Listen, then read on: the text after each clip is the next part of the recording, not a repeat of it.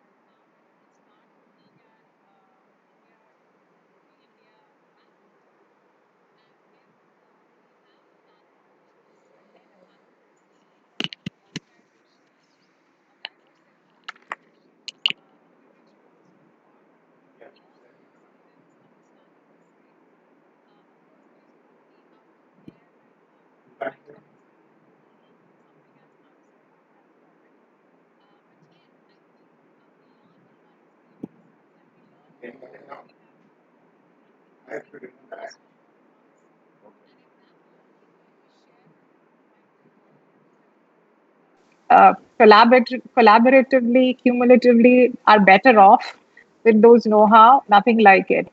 I think I've kept saying, I continue to say, and I will continue to say for a while now that the future is still unknowable, unmodelable, and at the end of the day, capital doesn't pay salaries, customers does. And I think corporate India has already paid 2 months of down payment towards unemployment insurance. And we don't know how long this can continue. But anyway, I think I'm not going to come in between those emotions and the panel that we have put together today. I mean, we have Mr. Arunabha Saha, who is right now, who is of course a veteran in the space of HR, but right now is heading CESC's business in Rajasthan. We have Mr. Sandeep Bhattacharya, who is head of HR and admin for Supreme Group.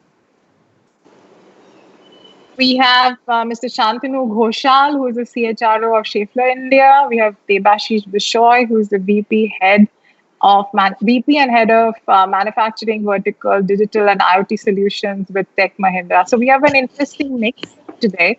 So without much more of introductions, I think I'll get down to the first question that I have for the panel, and I think I'll go in the same order as I have introduced you all. In terms of asking, so what's essentially is the vibe in your organization today? I mean, given that we're almost in the last lap of the lockdown, so how are things with your employees? How are things with your customers? What are their reactions? What about your vendors? So essentially, a brief from your perspective to give our audience an insight into what's going on. So I would probably request Arunabha to probably start.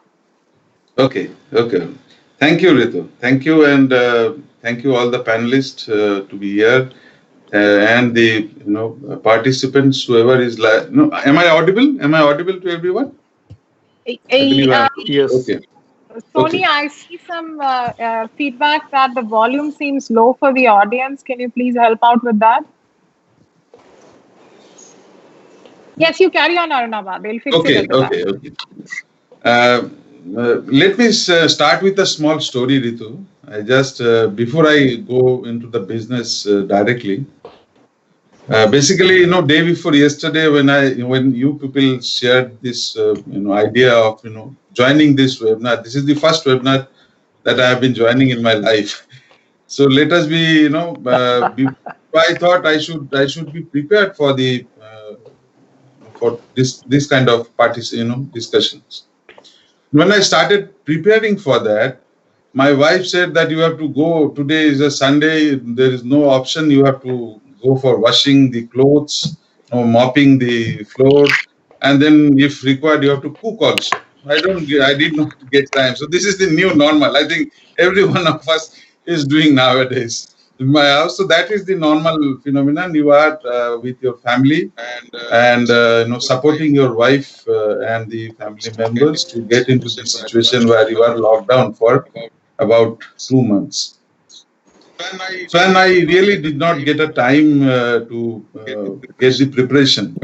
But yesterday night after the office, when we are into essential service, we are into power, so we have no other option but to continue with the business. We had to supply 24 hours powers to all the locations. Let me share. I have been handling 3 locations here at Jaipur. We are distributing power in Bikaner, in Kota, and in Bharatpur. So Kota has been, all of you might know about Kota. It's an education hub. Bikaner is a place which is close to Pakistan border, and Bharatpur is close to UP. It is close to Agra. So we are handling all 3 locations, and I'm sitting in Jaipur. And we have, before I go into that kind of discussion, yesterday I saw a movie and called Pursuit of Happiness. I believe all of you have seen that movie.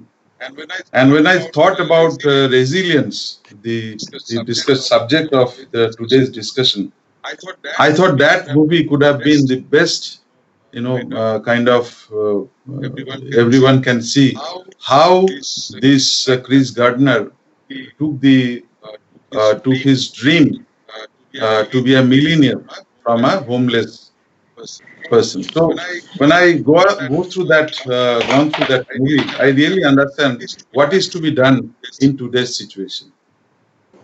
However, coming back to the situation where my employees, my business situation, my business, since we are into power supply business, we purchase power from government of Rajasthan and we supply and distribute the power to the consumers. Now, while we purchase the power from government of Rajasthan, we have a agreed rate by which we purchase the power, and we distribute the power at a price which is decided by the government of Rajasthan. And while supplying that power, government has already declared, some of the what should I say, relief for the consumers, that 2 months you don't have to be paid for the electricity, and you will get the electricity. There will be no disconnection, and so on and so forth. And apart from that, I also received an instruction from the Chief Minister's office that you have to maintain the supply for 24 hours. So that is a kind of a situation where we don't know where from the revenue will come, because government has declared a deferment of payment for 2 months. And we'll have to purchase the power from the government at a price which is agreed upon. And then you cannot disconnect, you cannot open your cash office, you cannot go into the office. So this is a kind of situation. So when I started, when we looked into this kind of situation, we thought that somehow we have to manage to get some collection from the consumers. So we actually thought of many digital options. We started going into the sending bills through digital means, SMS with a link where you can open the bills. Bills were generated in a provisional manner. It is there in the law. So you can generate the bill if you are unable to read the meters. So you can generate the bill on provisional basis. So we took that from the law. We generated the bills. We send those bills to the consumers through SMS services.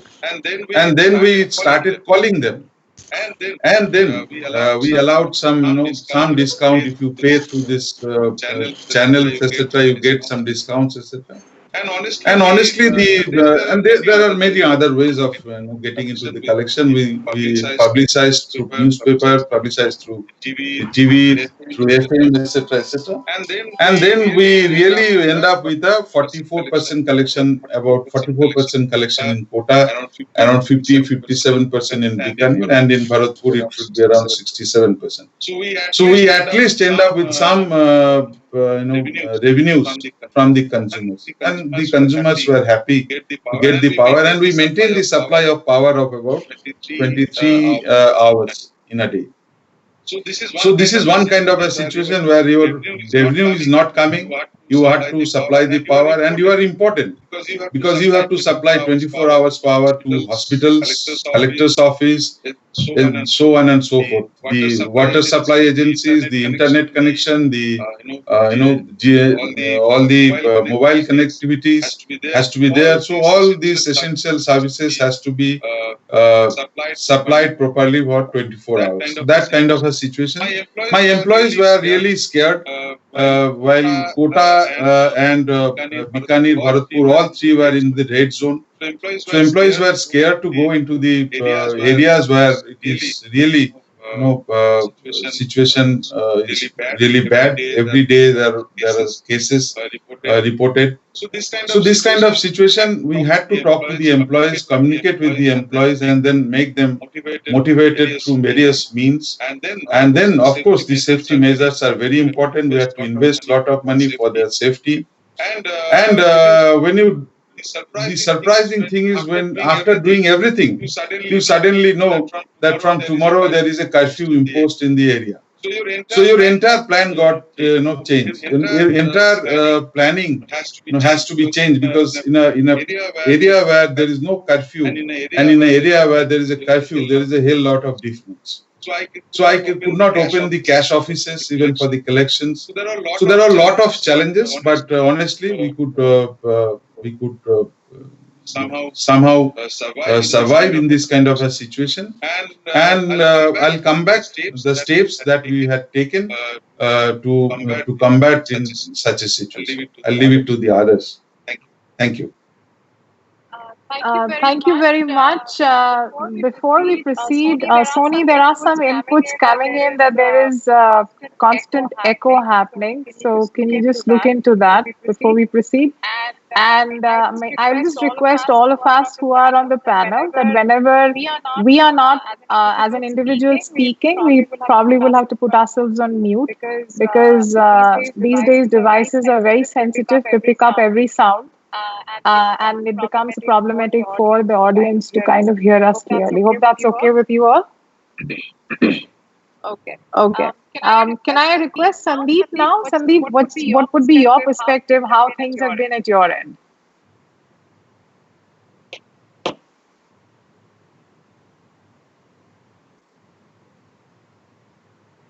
Sandeep, you might have to unmute yourself. Yes. Thank you. Is it okay now? Can you hear me? Okay. Morning to all, and thanks to TeamLease and Rituparna for having me here. I think it's wonderful to be a part of this webinar. I come from the auto industry as well as we are into non-wovens, and people think that everything is gloomy. In general, people think everything is gloomy and things not going right, what's in store. But I really feel it a little bit otherwise, because even being in a sector like auto, I think, or even for across industries, definitely we have a plan B, and this plan B needs to be implemented by every industry, because this is the time actually which gave you the opportunity to probably think over of a plan B and to implement it. But having said this, I think even in my industry or all across, we strongly need to look at the entire, the supply chain, keeping the customer, the end customer in mind, because that is where, again, I go back to Peter Drucker, who said, holding to customers and creating customers is the key to any organization. So it's not the shareholder value that you create, it is not the EBITDA, that you make, because those are all outcomes. So primarily, I think, that's pretty much the key. I will break the entire supply chain into small pieces. Now practically, if you have to overhaul an organization, when the organization is running and active, it's difficult.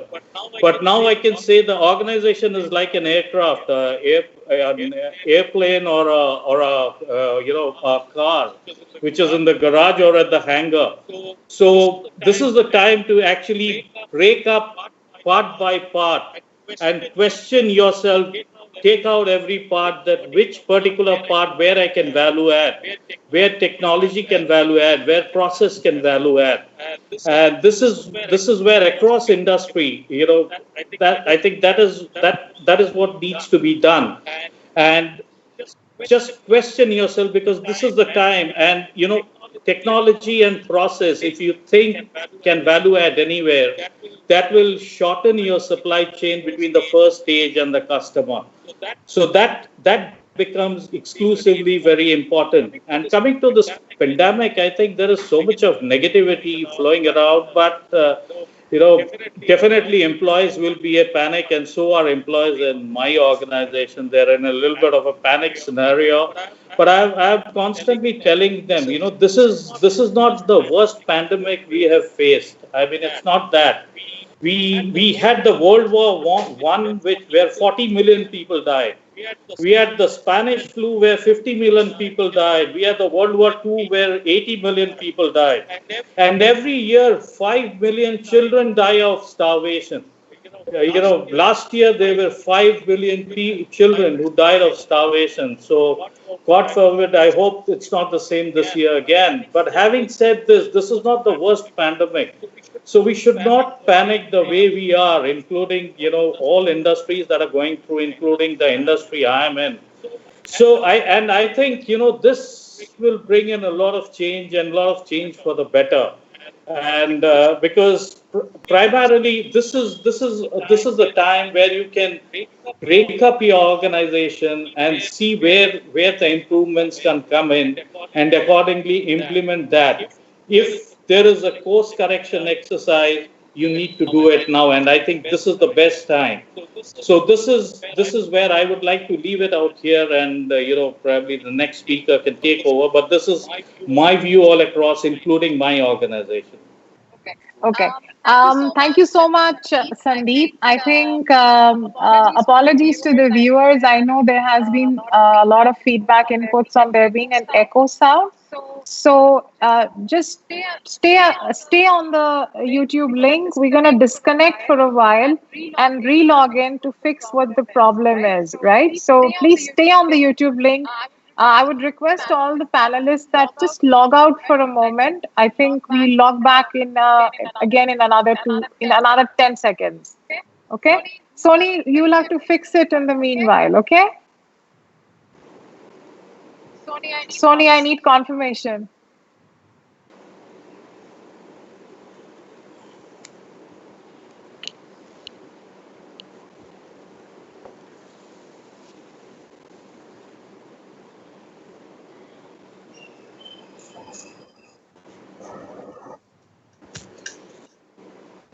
Wow.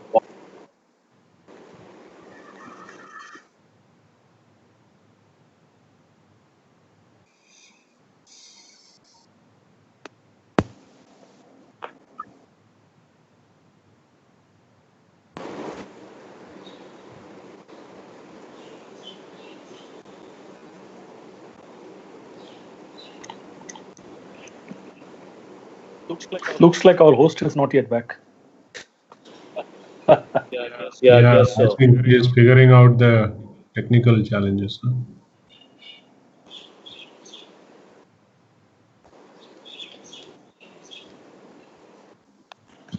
Working from home has been relatively fine so far, but the router reboots couple of times every day.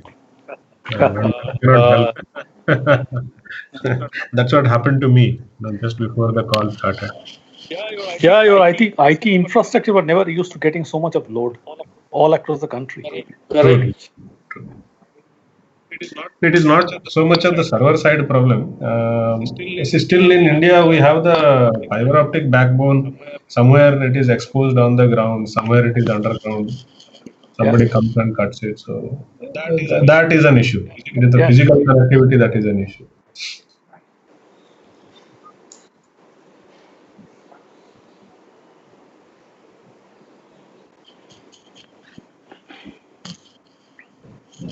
Let's log in again. So we have logged in, right? Yeah. Yes. Okay. Great. Hello? Yeah. Yes. Yes. We are all back. Yeah. Yeah. Okay. You're back. Shantanu, over to you now. Okay. Are we live? Just 1 minute. Yeah. Sure. Ashley, Sony, are we live?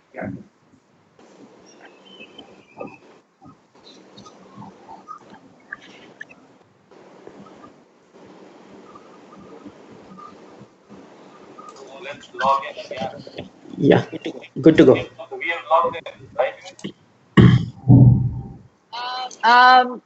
Sony, are we good to go? Is it live?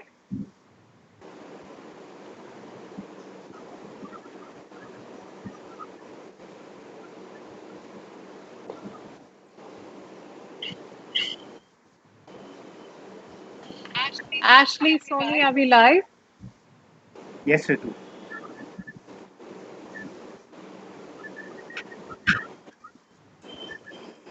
Yes, Ritu. And okay, great. Yeah. I would request again, request all of you who are not speaking to put yourself on mute. Yes. Thank you. Yes, Shantanu, let's start with you. Good morning. And again, thank you very much for inviting me to this webinar. I think it's really an unprecedented time. I know that Sandeep just talked about giving a reference of World War, but at least in our lifetime, this is something which is really unprecedented. And interestingly, if you just look back for a few years, you are going to see that we have been actually experiencing disruption after disruption after disruptions. So we have challenges in terms of shared mobility, we have challenges in terms of different other business model coming in, and now this is the mother of all disruptions. And possibly this has taken all of us a little off guard. So if you look at, well, I think initial level, all of us, including our company, we were a little bit puzzled that how to handle this, and gradually we started realizing that this is not something which is going to go in a jiffy. And today, if I just think a little bit calm and logically, we still don't have a solution. Lockdown probably is a pause. Till the time we don't have a medicine, this is going to go probably a few more months, and it can only go up and down. And you can see that within last few days, the number of infected cases has jumped exponentially. So I think probably in this scenario, what I foresee that you just cannot be in a suspended animations for a very long time. So to get back to business, but probably the way we think that we are going to approach is a two-phase. And the first phase obviously is going to be just very, very strong focus on safety and mental wellness. So the second term is something which is still a new term for the Indian industries in a big way. I think probably we do not really give due importance to this phase of it. But I believe that we would, all of us would need this phase to be looked into for all our organizations. And that's what we are planning to do in our company as well, along with big time on the physical safety. So the first phase of the operations is basically to get into a situations where we are getting back in a calm and composed manner, making sure that the containment, safety, continuity is really looked into. And what I would say that when I have my discussions with different leaders or different walks of life, not only from my company, we also keep talking that this is not something which is going to be a forever matter. So there would be a situations where there would be a pent-up demand coming up. So I think probably as a company, we also need to keep that in mind, that we don't take our eyes off in terms of making sure that our, many companies are talking about hiring freeze, salary increase freeze, etc. Yeah, all these are short-term measures to make sure that your liquidity is intact. But we need to keep in mind that if we lose out our good talents, that is not to give us a long-term differentials when we are going to have a good demand in the market. Similar way, if you look at, I think probably the whole workforce modeling is going to go through a big shift. So this work from home concept, probably virtual working, are going to come in a big way in the coming days. So therefore, I think companies, in spite of having some difficulty in terms of business, still need to have a look at how do we make sure our cyber security point of view is also taken care of. How do we ensure that more and more people have a better IT equipments to handle the work from home. So these are some of the areas I would say, along with the safety and security part of it, also need to be kept in mind when you actually get back from a long hiatus of lockdown and get back to a business once again. So I would probably put a pause here and let.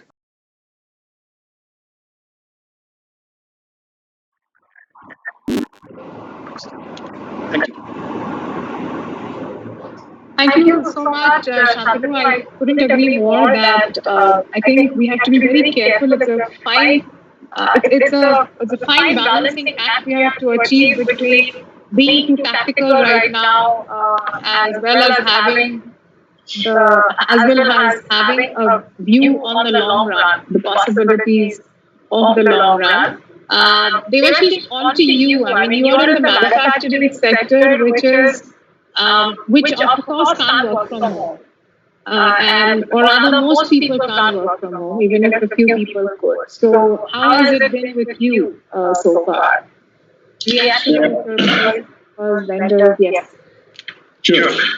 Thank you, Rituparna. Good morning, everyone. So let me clarify that a little bit, Ritu. See, Tech Mahindra is in the technology business, right?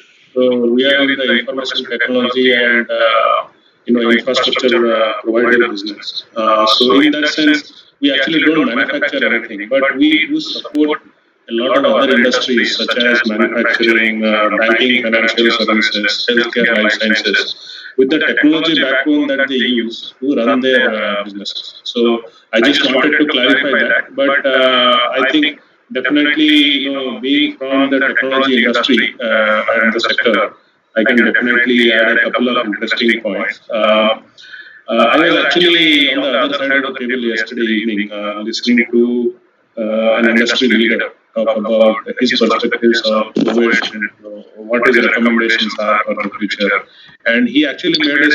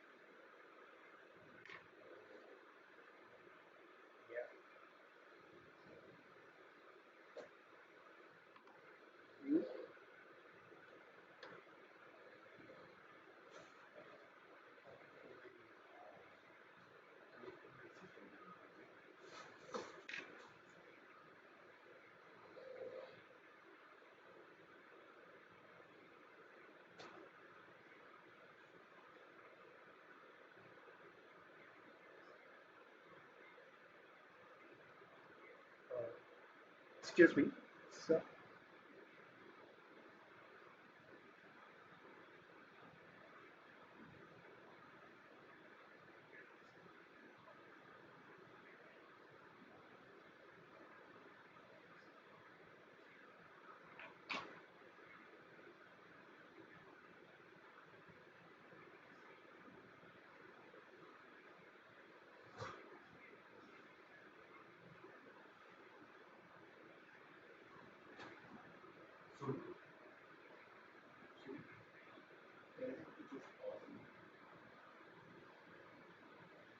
yeah.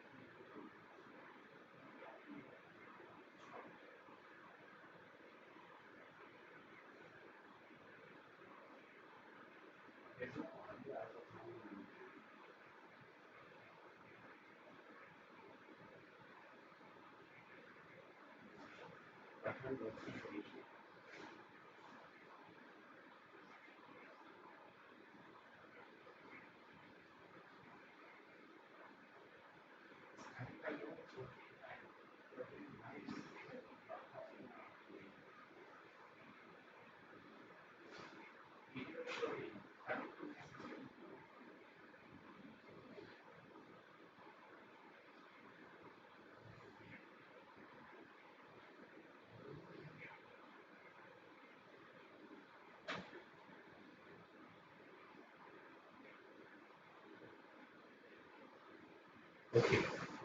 Great.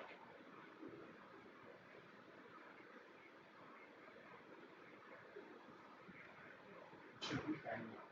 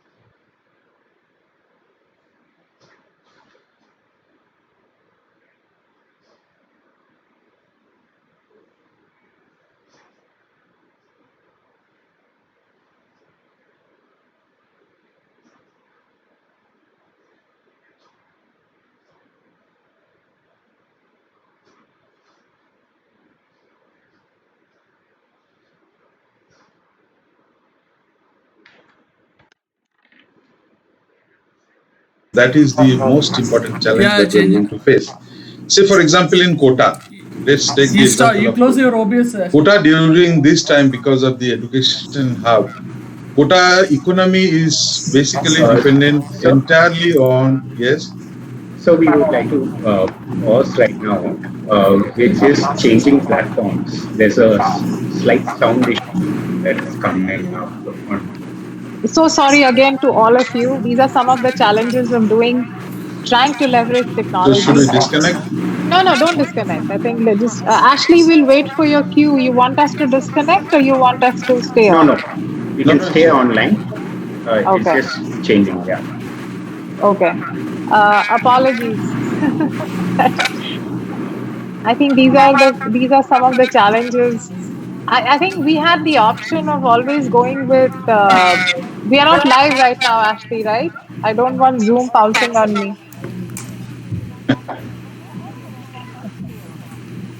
Anyway, I think the challenge. We evaluated all the platforms and we felt that there are issues with Zoom. So that is the reason that we decided to I try think this. Google Meet could have been a better choice. I don't know. Yeah. Google Meet. So I think Google Meet is an option. I think we are all on a Google environment. I mean, our entire servers, everything tools are. But Nowadays, most of our meetings happening in Google Meet, so and I found it very good, very good. yes. Yeah, I think even we use for our internal stuff. I think we also wanted to broadcast this live on YouTube. That essentially is a stuff that I think anyway, these guys are experts. They'll have to figure it out how. Yes, that's true. Yeah, yes, Ritu. We are back live. We are live? Okay. Yes. Sorry. Yes, carry on. Sorry. So yeah, I was talking about quota. So during this time of quota, generally we receive around say 5 lakhs of students from different parts of India. They come and study in quota. The entire economy of Kota is dependent on the hostels. There are lots of hostels, maybe around 7,000, 8,000 hostels. And every house, if you go, every house, there is a place where, the students are staying and that the people are getting rent. Somebody is supplying the food to them. Somebody is supplying the some education materials to them. So entire economy of Kota is dependent on the students. And it has happened entirely reverse this year. All the students who are there actually left Kota. So all the hostels are vacated. And till now, you must have observed in the news that right from UP to Punjab, everywhere the students has gone back. So Kota, if you see, the economy of Kota has collapsed. But still, you are in a place where it is Rajasthan, where the temperature now it is about 42, and it will soon be around 45 to 50. And if you don't supply power for even an hour, you can imagine the kind of a situation that you are going to face. So balancing between the social responsibility, you are responsible for supplying power, but you don't have any revenue. You don't have anything to run your business. So that is the kind of a situation. In this kind of a situation, talking to my understanding, of course, there are 4 or 5 things which are very, very important. One is that committed to your plan. So you have to make a plan beforehand. Where should you go for a load setting for hour, and then when the people get started, then you immediately start the power. So on and so forth. So you have to make a plan which is clear, consistent, and of course committed. So this is one very important thing that I feel that we should have, and we are making plans accordingly for running the business. Second is keep your employees happy and motivated during this time. They will face a lot of challenges. They'll face, we may have to get the phone calls of, somebody will say, will use some slang language to them. Somebody may beat them. But this is a situation where they have to be motivated to work and ensure the supply of power in many other places. So your employees' motivation and these things are very important. And while doing so, I believe one or two things which all of us should take care. Uh, to my understanding, we should respect our employees and let them go on, let them take their own decisions. We got to trust them, and we of course support them to live a long life. So when I say live a long life, that means you have to ensure their safety, their family's safety, their all kinds of human needs to be fulfilled. So this is one perspective which I feel as a business head should take a call. And you have to change every day. The third point which I would like to mention, that change, adaptability with the change. The change is scared. Yes, of course, we are all of us scared about the changes. But in this kind of a situation where you never know what will happen tomorrow, suddenly China will say that the dollar is not effective from today. We will only use the yuan. So this kind of change will happen, and then we have to be resilient enough to adopt those changes. And immediately you have to change yourself. As I said yesterday, when I decided to open a cash office in some places, in some of the subdivision office, and in the night itself, there was 5 cases reported, and from today, collector has declared that all these places are in the curfew zone. So this kind of change will happen every day, and you need to change your plan accordingly.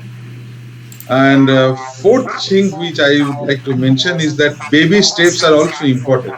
Please keep it in mind that baby steps are also important. You need to take small changes, steps towards how do I run the business. And last but not the least is that you got to give time to your family. You got to give time to your to your well-wishers, your friends, etc. So I feel that these are the 5 points which I would like to take as a strategy for running the business. In spite, I understand there would be a lot of changes. I do not know what will happen in the next few months, but this is the strategy that we are going to take. I think I leave it for other panelists.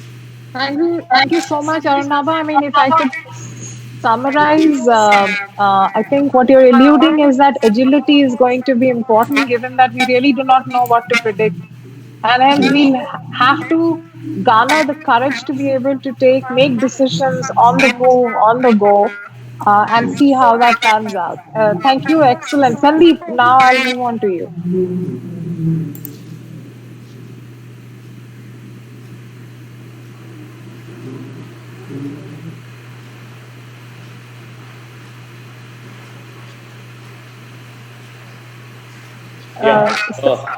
Yeah, I'm back, I guess. Can you hear me now? Yeah. Yes, we can, but we can't see you, Sandeep, for some reason. Okay. We can. There you go. It came and it went away. Yeah, now you're there. Again, it's gone. Yeah, now I'm there, yes, right? Yes. Okay, fine. So I just had about 3 odd points on this context. Firstly, you see, your plants are going to remain. I mean, we are we in this kind of a scenario, we really think there's going to be work from home. All employees will work from home, and all. So it's not going to be that. Your plants would remain where they are. The manufacturing units would remain. So will human, and so will when humans remain, the customers would remain. So now having said this, yes, certain functions may have a new operating model, including in the industry where I come from, is primarily the support functions. Yeah, there may be a lot of work from home and things like that, and in the personal connect may reduce. But employee engagement may increase as well, because instead of doing 1 huddle in a day, you may now have to do 3 huddles.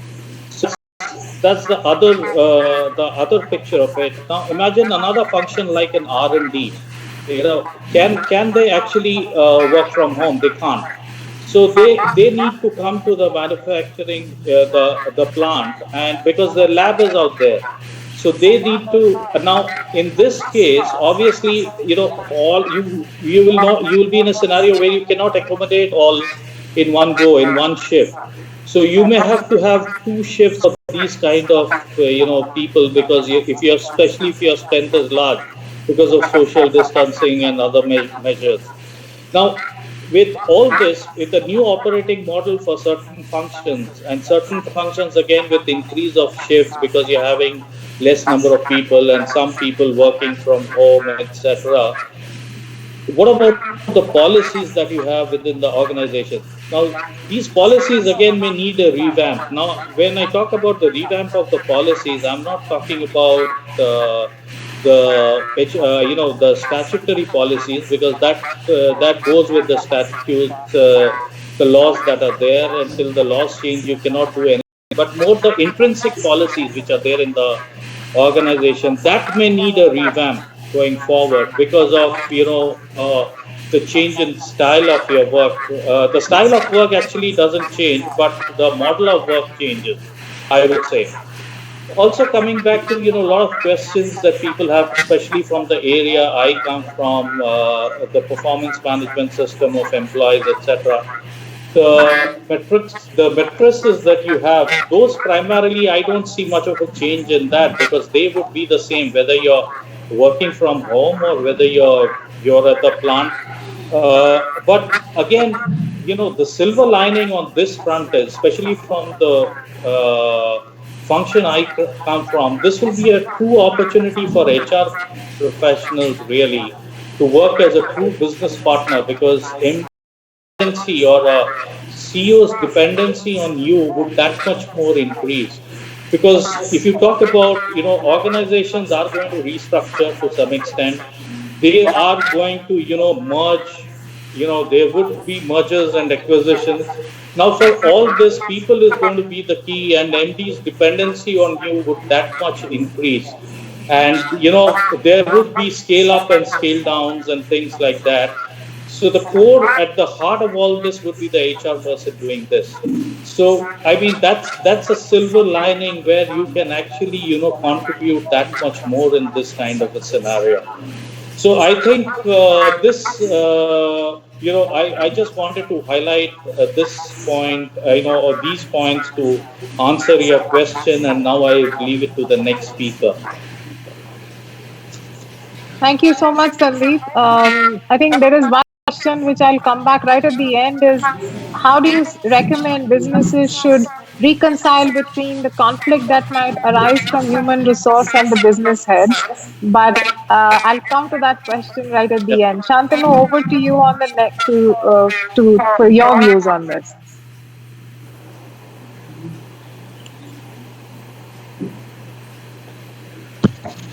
Okay, so I would possibly connect on where I left during my previous short, brief introduction speech of this. So even now, if you look at, there's a considerable amount of uncertainty in the whole environment in any companies wherever we are working.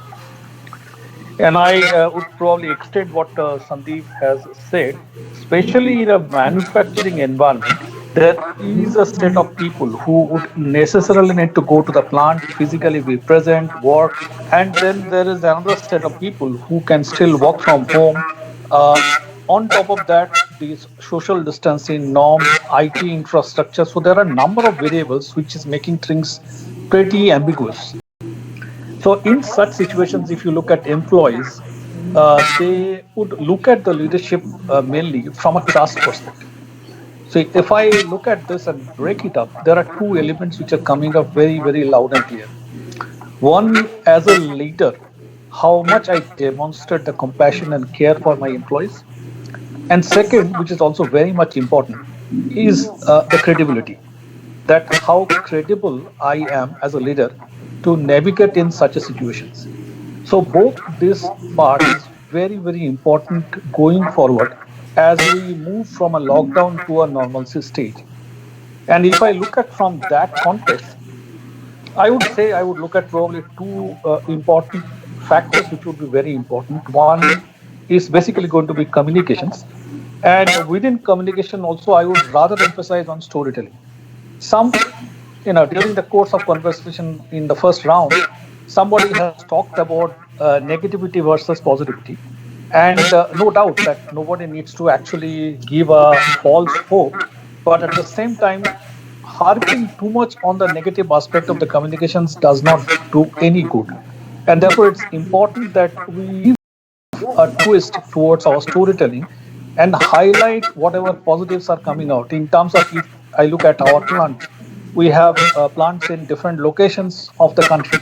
So even if one plant gets opened up, or even if during the period of this phase we get an order, so such news needs to still go out and reach out to the employees. That's very important, and that's where I think probably we need to build up that positive momentum, which probably we have lost in the last couple of weeks or couple of months.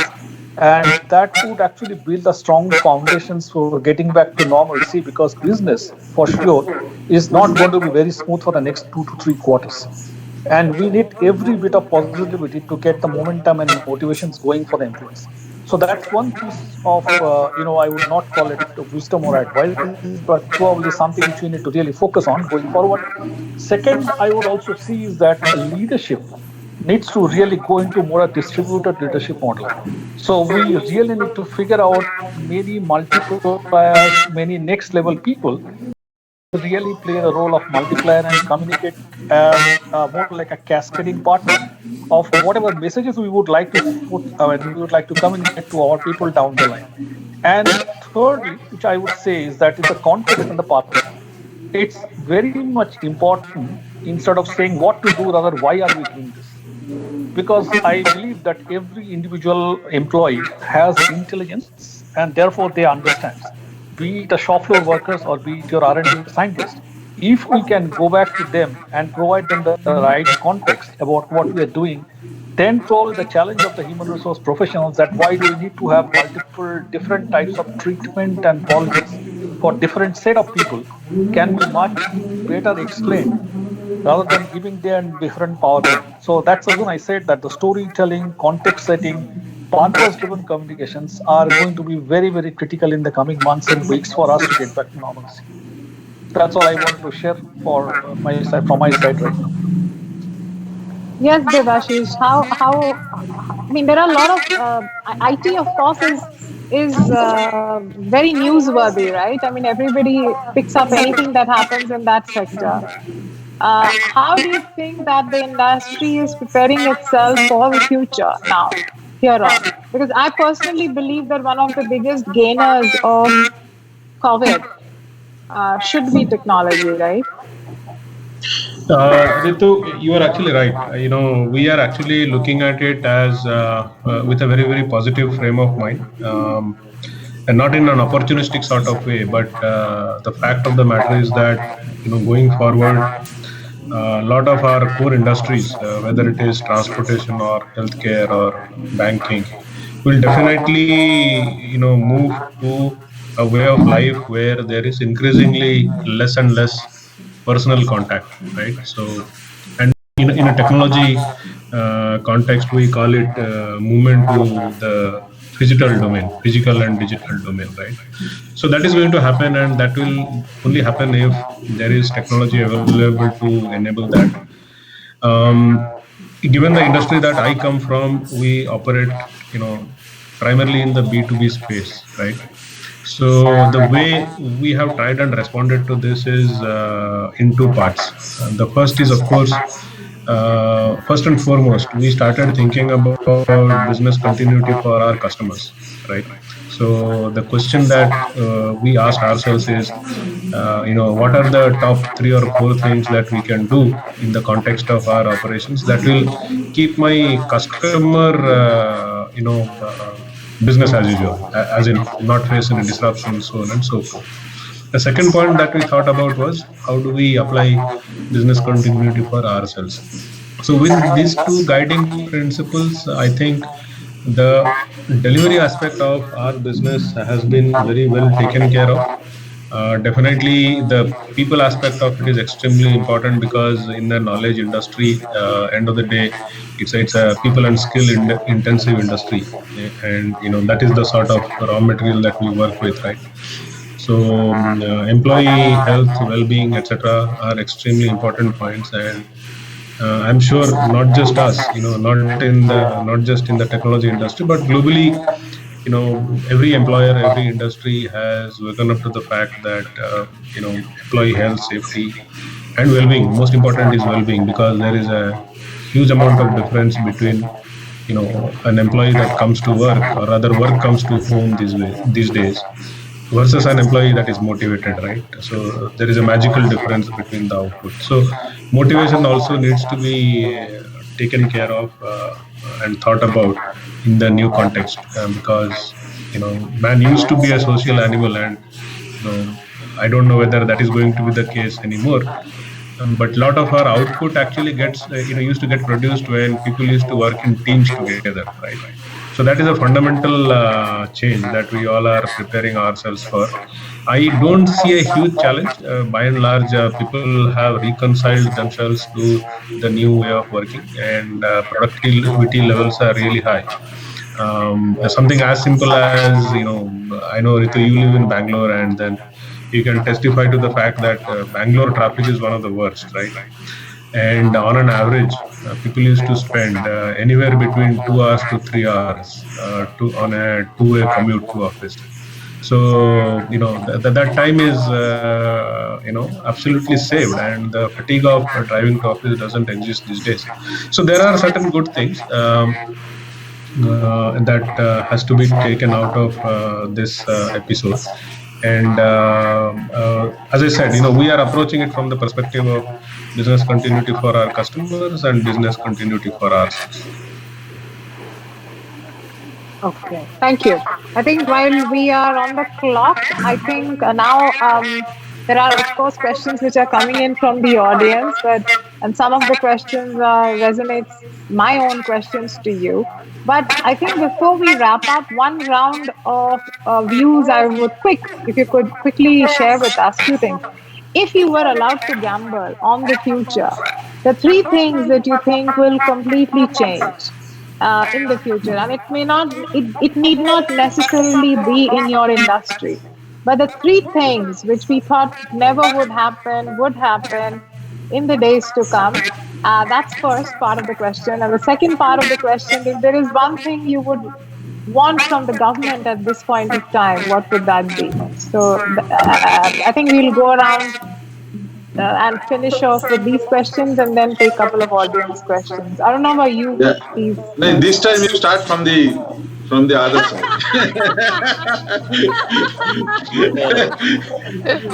Devashish, do you want to attempt it then? So they have to be prepared about they should be resilient enough to take the call.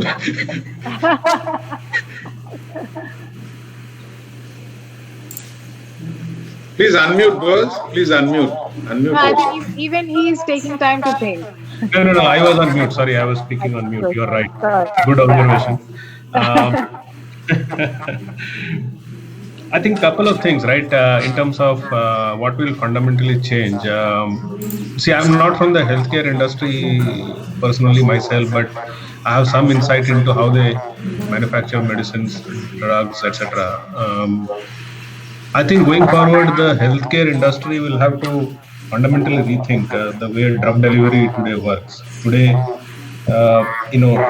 ordinarily there is a specific purpose medicine for a specific disease, right? We don't have multi-purpose medicines today. But you have smart materials that are programmable for different functions. So I think in a short period of time, maybe 2 to 3 years, there will be medications or interventions, if I may put it that way, that can be programmed for future diseases like this. So this is one fundamental shift I think that needs to happen. There will have to be regulatory changes that support this. There will have to be R&D that needs to go into this kind of drug delivery mechanisms. I'm aware that some organizations are already thinking in that direction. I'm hoping that from a forward-looking perspective, the commercialization of such medicines really gets accelerated. So that is one perspective that I wanted to add, completely outside of the frame of discussion that we had today.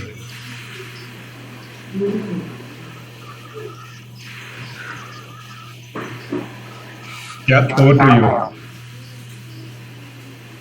Anyone else who would like to attempt going second?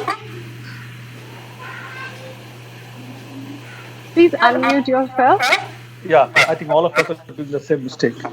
Uh, uh, I think there are two perspectives. One from a business perspective, I guess probably from an Indian companies and also the global companies operating in India, I guess there will be much more seriousness about risk and the business, what do you call it, disaster recovery part of it. So if I look at most of the companies, we do have this process in place, but this probably would be much more robust going forward. So that is something which I see is going to be a major shift in terms of the business approach. And from a people function standpoint, I see that there is going to be a significant shift in terms of the e-learning and the training delivery. So this, I guess, that is going to go through a huge shift. Not only e-learning, probably overall the employee experience portfolio. So these are the two areas where I would see there is going to be a huge shift in terms of the approach of physical delivery or physical experience part of it to more moving towards a digital part of it. So these are the two shifts which I foresee that is going to be for sure changes going forward.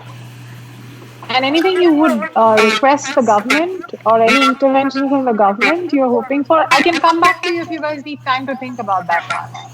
Maybe you can come back on the second Okay, part of it. fine. Yes, Sandeep, you wanted to go. Yeah. I think I can take that question now. You see, first thing I would like to change is there's a lot of negativity or a lot of people thinking that everything is gone. It's not that. When somebody comes and tells me that my organization has a slowdown, my question to him is that slowdown is very relative. So, are all the organizations in your business facing this? If the answer is yes, then it's actually not a slowdown because everybody is suffering, and so are you. So that thinking of negativity which is there in people, that and spread more when you mingle around, or even with couple of organizations, everything is gloomy. So that I think needs to change, because there is a silver lining. It's not a slowdown, because across it is like that, and things have to improve. As I said right in the beginning, World War II, after 3 to 4 years, we were back to normal. Spanish flu, after a couple of years, we were back to normal, and I'm sure again we will be back to normal. So this is the first thing I think that would be my point. Second is the speed of change. In the sense, the organizations need to be very fast in implementing a change, because speed is going to count a lot.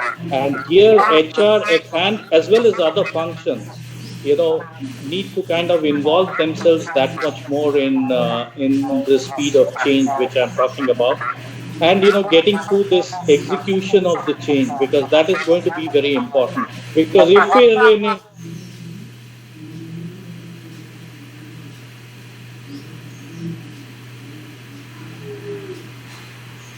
I think we lost Sandeep for a bit. Arunabha, do you want to come in here till we get him back online? Yeah, I can just add. I largely agree with Sandeep, but at the same time, I said, to my understanding, as most of us was telling, that I want government to take necessary steps to, so that we can revive the economy. That is most important. Once we revive the economy, I think most of the things will be, normal on most of the things. So we need to take all the steps which are necessarily need to consult with the experts to revive the economy. That is the first thing I expect from the government. Now, from the things which I feel that may happen is that we have to be adaptive, enough to work in a new normal situation. New normal, when I say new normal, that means it is work from home, keeping all kinds of safety measures needs to be taken. When you come back to home, you cannot touch your doors, you have to go to toilets to wash your hand, and then all so on and so forth. you have to be, adopt all the practices that are required for going into a new normal kind of a situation. Second is that the communication and decision making has to be very, very fast. The communication with the employees, with the customers, consumers, your stakeholders, everything is important. You need to communicate largely as much as possible. And the most important challenge which I feel that is going to happen is that the ability to pay, to the shareholders, ability to pay to my power from where I purchase the power. So all those are the challenges that we perceive. Thank you. Sandeep, do you want to wind up because you got disconnected for a bit, so we missed your last bit. Yeah, what I was saying is I talked about the change, and the execution of change is my third point, which is equally going to be very important and key. And across functions, every function has to involve in implementing this change. Because if your current product line is not doing well, and if you want to shift to a different product line, in an FMCG company, if you are making shampoos today and you want to shift to something like a sanitizer or something like that, that kind of a change and the pace of change needs to be that much more faster. So that would be my third point. And coming to your other question on the help from the government that one is looking for, I think now every sector, when I watch the TV or here, every sector is asking for a stimulus from the government. So how much will the government do? But if you personally ask me, I think, one sector, mobility is a big thing, and which is a part of us these days, because everybody needs to be mobile. He's probably home is somewhere else, his workplace is, you have migrant labor, etc., which is a big thing now, which is coming up. Now, this mobility sector, I think needs some kind of a stimulus, whether it's roadways, railways, anything, that needs some kind of a stimulus probably, which I strongly feel. Good. So I would like to end at that, yeah. Thank you. Ashish, there are questions that are coming in. I'll come straight to the question that is there for you. I think TCS made a very bold announcement in terms of saying that in the long run, they shall be moving large part of their workforce permanently to a work from home arrangement. So do you see this as a norm of cutting across the entire sector? And if that's the case, I wonder what's going to happen to the real estate sector. See, I don't have a lot of foresight will happen to the real estate. As a thumb rule, I think most of technology organizations today, they have a mix of owned real estate versus leased real estate. So I don't have a perspective on what will happen to the real estate, but what I can talk about is definitely a lot of the workforce will transition to working from home. It used to be the case in the technology industry, more so in the Americas and Europe, where in the technology industry, people would actually work from home couple of days in a week. It used to be the case. It was just that it was not so well known. This crisis actually, ties to the fact that majority of our work can actually get done and delivered from the employee's home, right? If the supporting infrastructure is robust and fail safe. So yes, I personally believe that instead of people going to work, at least in the technology industry, work will come home. That is definitely going to happen. What will happen to the element of customer interface? See, there used to be a component where, on the design side of things, on the specification side of things, there used to be quite a bit of face-to-face customer interaction. We're trying to relearn to do that over, platforms like WebEx or Microsoft Teams, etc. And it has worked out fairly well. So I don't see a huge part of the technology workforce getting back to work at every day of the week at a minimum, right? So that is definitely going to change. Interesting. I think the point on real estate was largely because if you see the large, like for example, Bangalore, some of these, the Sarjapur Road, for example, or Whitefield, or like some of these fancy real estate properties that have come up are essentially for a lot of the tech companies, a lot of the large multinational, which engage a lot of mind work.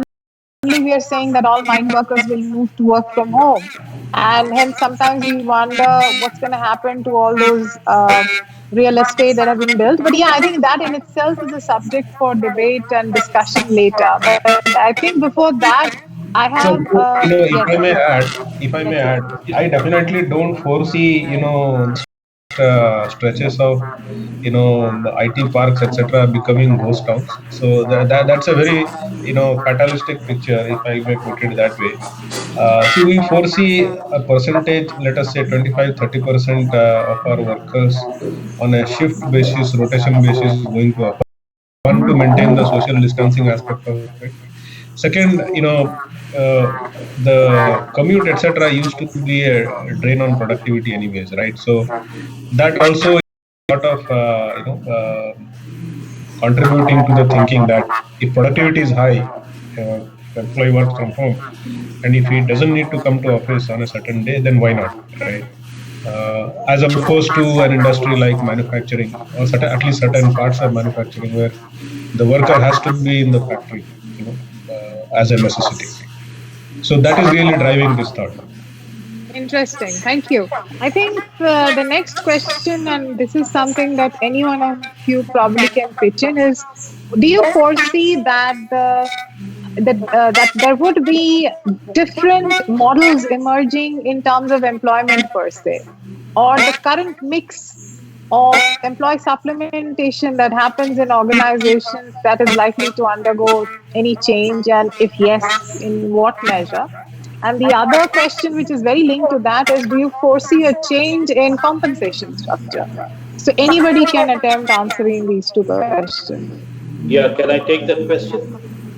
Uh, yeah, my view is that there is a lot of jobs which would going forward for niche skills, would demand niche skills.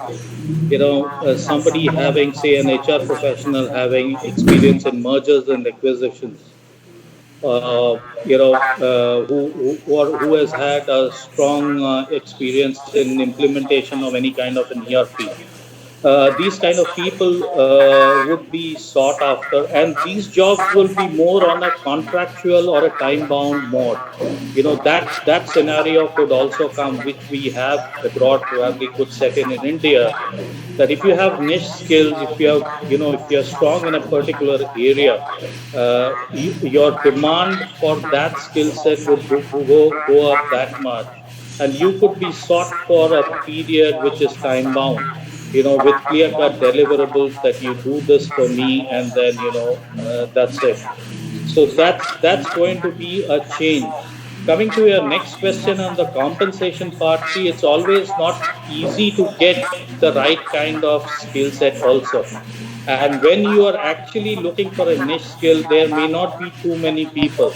So on one side, when you talk about salary cuts and things like that, but if you have the skill and if it is sought after, probably there could be a premium on the skill. So that is my other point of view to answer your question number two. Say, for instance, an L and people actually would come out of their shell. When I say come out of their shell, is somebody who's very strong in L&D support, and he has all along worked for an organization. He would probably now explore what he can do himself, and he would be probably very strong in a particular area, say sales training or whatever, and then he is a sought after resource by many organizations. So he also inherently comes to know what kind of demand. So this is the kind of change which which I foresee going forward. So that's my view on this. So I think I agree, Sandeep, what you said, and that's typically the gig workforce model. And Another thing which I can foresee is that possibly there is going to be more of a workforce optimizations. So think from the perspective about just a few minutes back what Debasis has told, and we are observing already, is that with restricted travel, with work from home, partially work from office situation, it may so happen that more of the customer and sales interface jobs, we would see a better productivity, and therefore probably the number of people would be required on such functions might drastically reduce, or if not drastically, at least partially reduced. And we can see that organizations are more focused towards optimizing that whole overall workforce counting as such. So that is something which may possibly move towards that directions. And as you rightly say, that is a gig workforce model, and this particular situations who are specialists in cracking the deals on a virtual mode as well, they would certainly get a premium. So that's the shift which we can also expect in the compensation domain as well. Okay.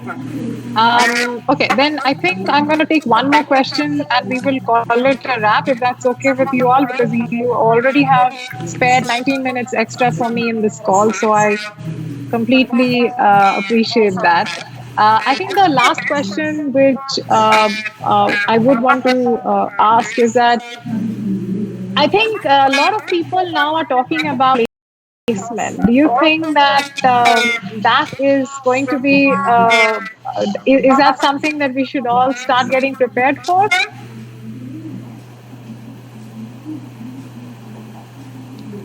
I mean, do you think that there will be specialists which will emerge now, whose job is just outplacement? Yeah, again, just to answer that question, I think this is linked to my previous answer.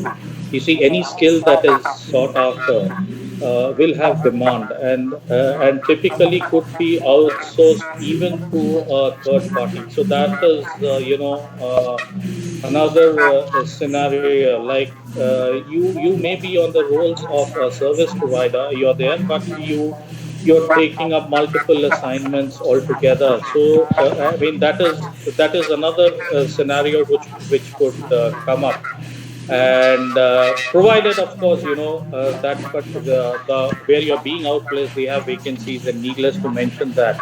But I think outplacement will also catch up, because outplacement generally also catches up where tenures are small, and tenures are not that specific, and where the organization also thinks it's a win-win situation for them.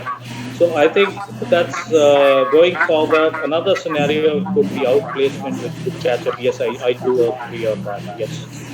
Anybody else have any thought on that? Well, okay. Yeah. No, I think I'm good. I guess probably I thought that Mr. Arunabha is going to speak something, so.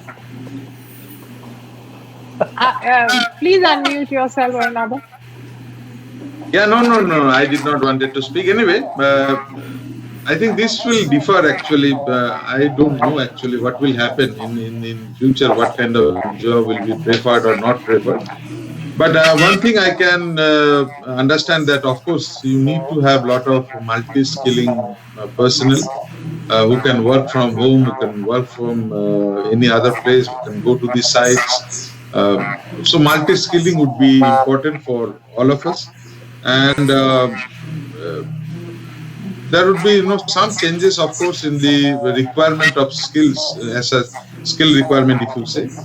But at this point of time, it is very difficult to foresee, because I don't know which companies and which industries will survive and which are not. So if I talk about the industries like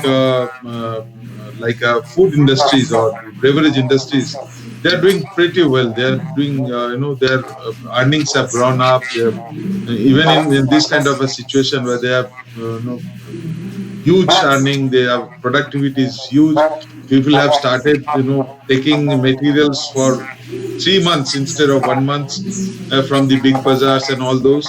So their productivity has increased. They have been paying a good amount of salary and incentives to their workers. So I am not very sure what will happen in future in terms of employability of the employees. So before we all wrap up, one final question. What is the first thing you are likely to do after the lockdown? After the lockdown? Yeah, the first thing you would want to do after the lockdown. Oh, and in fact, for me, I've been doing Ritu, I have thought regularly. about it already. Yes, Thought Debasis. about it already.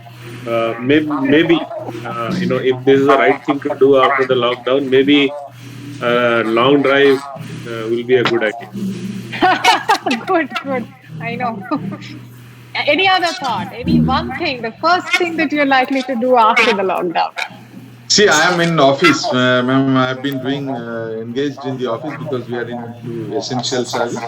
But yes, my first preference would be to take my family together to a place and stay there for 5 days, 6 days, and enjoy. Because my family and my children are really in a room for last 2 months. My daughter has just completed her exam on secondary, and after that she is in the home only. She could not go out. So I would like to take my family to a place where we can enjoy together with many people. Nice, nice. Well, I have already given a commitment to my daughter to take her to accommodations. Yeah, ultimately we are coming back to the family. This is the ultimately we need to come back to the family. Yes. Yeah, for me, I think the question would be how much of home mode. So let's get back to work now. We're just missing office. Seriously. Yeah. I'm sure that's what your wife wants, right? Maybe. Correct. Yes. I do hear that. I Must know. confess. Yes, those were not the terms of engagement in marriage. That's true. That's true. Yes. Yes. Correct. Correct. Anyways, thank you so very much, gentlemen. You guys have been really kind and patient in spite of the technical glitches. I know this is a conversation that cannot end. This is going to be an ongoing discussion. We'll be back again next Tuesday at the same time. And meanwhile, I mean, there were many more questions. For paucity of time, I could not ask you all the questions. But let's stay in touch. Let's stay engaged, and hopefully, we all come out stronger out of this entire experience of it. Thank you. Thank you. Thank you very Thank you very much. much. Thank you. Thank you so much. Bye.